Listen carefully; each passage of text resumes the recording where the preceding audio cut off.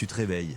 Avant même ton café, tu attrapes ton téléphone, tu scrolles. Un scandale politique, une catastrophe naturelle, une célébrité a dit quelque chose de stupide. Tu te sens informé, prêt à affronter le monde, mais est-ce vraiment le cas ou est-ce que tu viens de remplir ton cerveau de bruit inutile avant même que la journée n'ait commencé? C'est une scène familière. L'addiction à l'actualité. On la justifie en se disant que c'est notre devoir de citoyen, que l'ignorance est dangereuse. Pourtant, de plus en plus de personnes, souvent celles avec une grande capacité d'analyse, font le choix inverse. Elles se déconnectent, non pas par apathie, mais par stratégie. Pourquoi les esprits les plus vifs fuient-ils le cycle de l'info 24/7 ?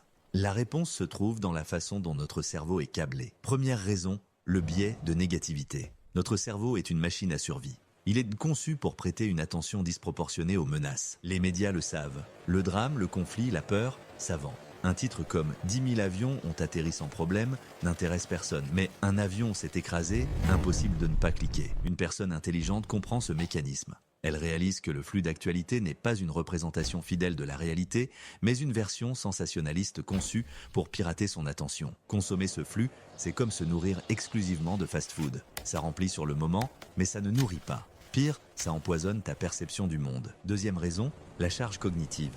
Ta mémoire de travail est limitée. Pense à elle comme à une petite table sur laquelle tu peux poser un nombre limité d'objets. Chaque information non pertinente, chaque tweet outré, chaque détail d'un scandale lointain, c'est un objet de plus sur cette table. Très vite, il n'y a plus de place pour la pensée profonde, la créativité ou la résolution de tes propres problèmes. Les personnes à haut QI protègent leur espace mental avec férocité. Elles savent que la clarté mentale est leur atout le plus précieux. Le bruit des infos est l'ennemi de la clarté. Troisième raison, et c'est la plus insidieuse, l'impuissance acquise. Les actualités te bombardent de problèmes gigantesques. Guerre, réchauffement climatique, crises économiques, des problèmes sur lesquels tu n'as, en tant qu'individu, quasiment aucune prise. À force d'être exposé à des situations que tu ne peux pas changer, ton cerveau apprend une leçon terrible. Quoi que je fasse, ça ne sert à rien. Cette impuissance se propage ensuite au domaine de ta vie où tu as réellement du pouvoir. Tu deviens passif, cynique, résigné. Une personne intelligente comprend que son énergie et sa volonté sont des ressources limitées. Elle refuse de les gaspiller sur des choses qu'elle ne peut pas contrôler. Cela nous amène au concept des cercles de préoccupation et d'influence,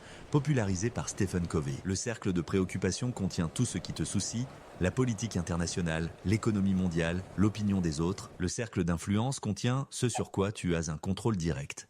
Ta santé, tes compétences, tes relations, ton travail. Le consommateur de news passe 90% de son énergie mentale dans le cercle de préoccupation. Résultat, frustration, anxiété, et son cercle d'influence rétrécit, car il n'a plus d'énergie pour s'en occuper. La personne intelligente fait l'inverse. Elle ignore délibérément le cercle de préoccupation et investit toute son énergie dans son cercle d'influence. Et là, un paradoxe intéressant se produit. En se concentrant sur ce qu'elle peut contrôler, son cercle d'influence grandit.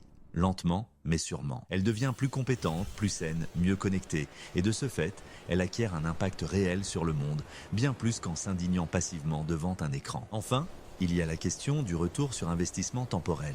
Le temps est ta ressource la plus rare. Chaque heure passée à consommer des actualités est une heure que tu ne passes pas à apprendre une compétence, lire un livre, construire un projet ou passer du temps avec tes proches. Demande-toi, quelle est la durée de vie d'une information? La plupart des news sont obsolètes en 24 heures. Elles sont comme du sucre, un pic d'énergie rapide suivi d'un crash, sans aucune valeur nutritive à long terme. La connaissance, en revanche, est un actif qui prend de la valeur avec le temps. Apprendre les principes de la négociation, les bases de la psychologie ou comment fonctionne l'économie te servira toute ta vie. Les personnes intelligentes ne sont pas ignorantes. Elles sont sélectives. Elles pratiquent une diète informationnelle. Alors, comment faire ? Faut-il vivre dans une grotte? Bien sûr que non. L'objectif n'est pas l'ignorance, mais la pertinence. Étape 1, cesse de consommer les infos au quotidien. Remplace le scroll du matin par 10 minutes de lecture d'un livre, de méditation ou de planification de ta journée. Étape 2, passe du quoi au pourquoi. Au lieu des titres du jour, lis un long article de fond une fois par semaine. Abonne-toi à des newsletters spécialisés qui analysent les tendances, pas les incidents. Un résumé hebdomadaire te donnera 95% de l'information pertinente en 5% du temps. Tu verras la forêt, pas seulement les arbres qui tombent. Étape 3.